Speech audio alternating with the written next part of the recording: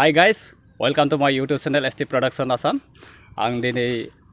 गावनो मिथिया बेसेबां खुसि ओरैबायदि खुगाजों बुंनो हायै खुसि जादों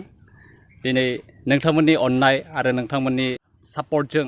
माने Google AdSense खौ आं मोननो हाबाय Google Pin खौ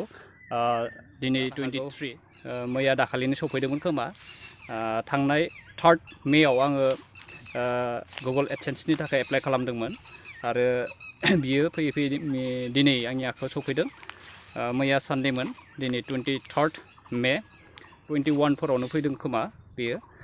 आं माखासे इउट्युबखौ चेक खालामदोंमोन गुबुन इउट्युबारफोरनि बिथांमोनाबो बुंदोंमोन जे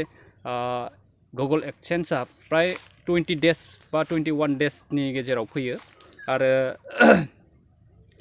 आंहाबो बिदिनो 19 days नि गेजेरावनो सफैनो हादों आं दिनै गोबां खुसि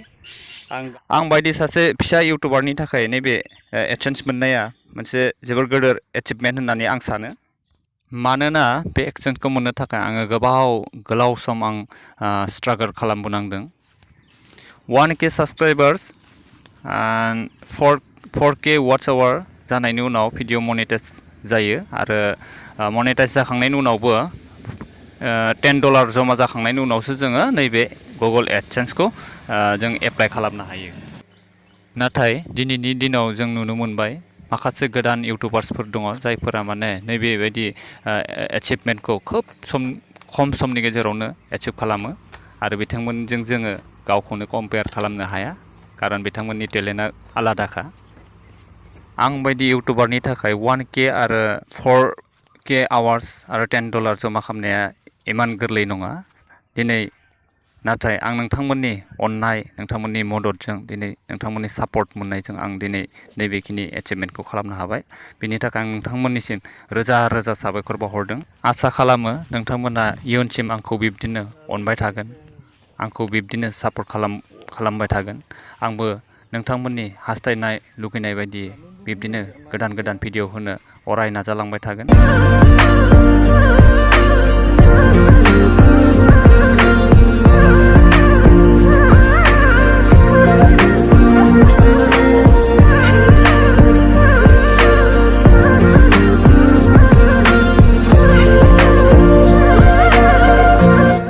आंनि भिडिअखौ जोबजासिम नायनायनि थाखाय नोंथांमोननिसिम आं गोसो गोरबो सिंनिफ्राय फिन रोजा रोजा साबायखर बावहरनाय थाबाय गोजोन्थों